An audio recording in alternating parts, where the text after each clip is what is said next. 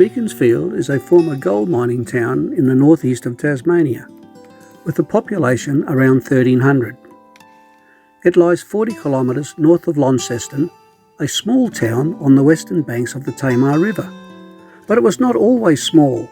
The town's incredible deep gold mines made Beaconsfield at its peak the third largest town in Tasmania.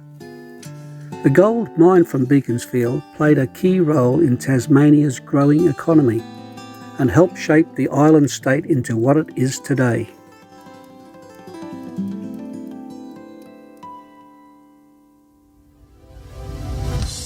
Now, the major attraction of its mining days is the Beaconsfield Mine and Heritage Centre. It was originally called the Grubbed Shaft Gold and Heritage Museum.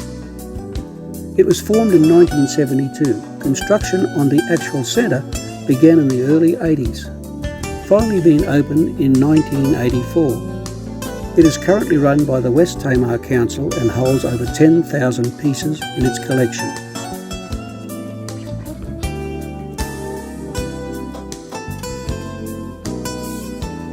Another first for Tasmania. In 1953, Beaconsfield was the first town in Australia to fluoridate the water supply.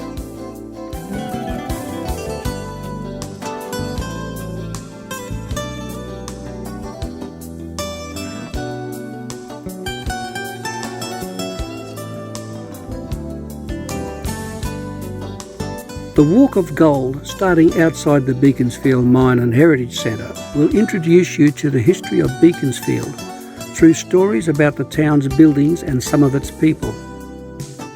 15 buildings showcased on panels using photos and stories from the 18 and 1900s.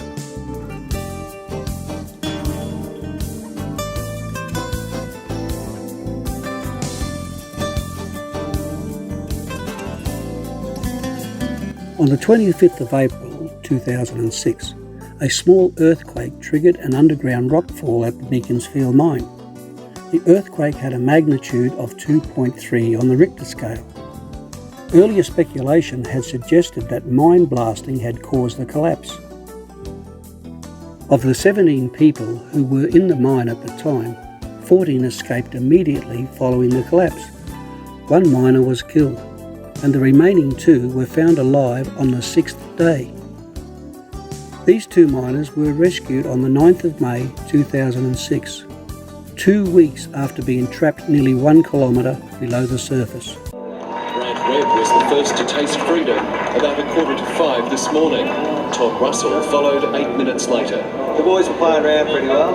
They were ready to come home, so they had their bags packed for quite a while. Mine manager Matthew Gill went underground to meet the men and jokingly accused of lying down on the job. I just said welcome. What did they say?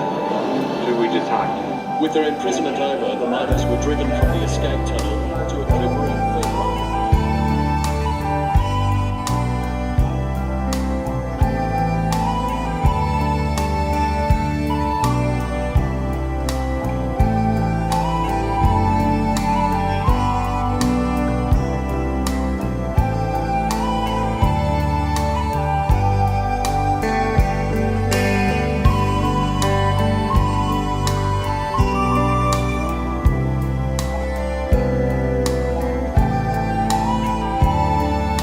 The area around Beaconsfield was first explored by Europeans in 1804. The surrounding town began its early life as Brandy Creek because of the colour of the water in the creek where the gold was originally discovered. In March 1879, Brandy Creek was renamed Beaconsfield after Lord Beaconsfield, Benjamin Disraeli, then Prime Minister of England.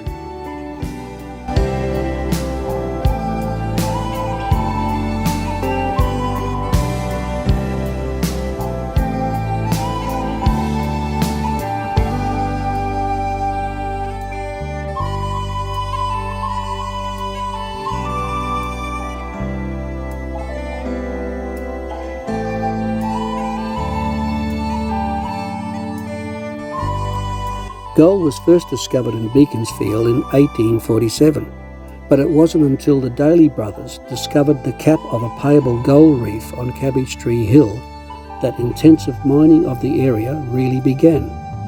This reef later became known as the famous Tasmanian Reef. By October 1877, the Daly brothers had sold their claim on the reef to Mr. Grubb and Mr. Hart for £15,000, and the area's population boomed. At the peak of the gold rush, 700 men were employed in the gold mine, and 26 tonne of gold was recovered. BCD Resources closed mining at Beaconsfield in June 2012. Reduced gold prices, high costs of ground support and operating costs were stated as the reasons for the closure of the mine. The final mining was completed on the 25th of June 2012 after mining to a depth of 1.2 kilometres below the surface.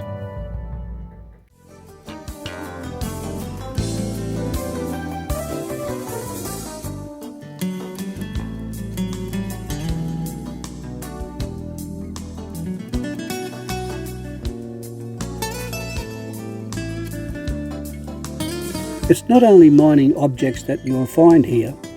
The Beaconsfield Mine and Heritage Centre houses a museum of intriguing artefacts, all presented in a multi-sensory manner that lets you not only see but allows you to touch and play with many historical objects, along with the famous mine yard, which remains as it was when the workers in 2012 walked off the job for the very last time.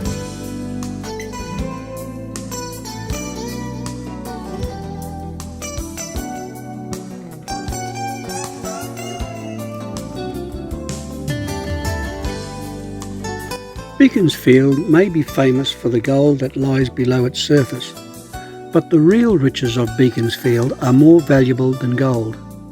These riches are the people who built and live in the community.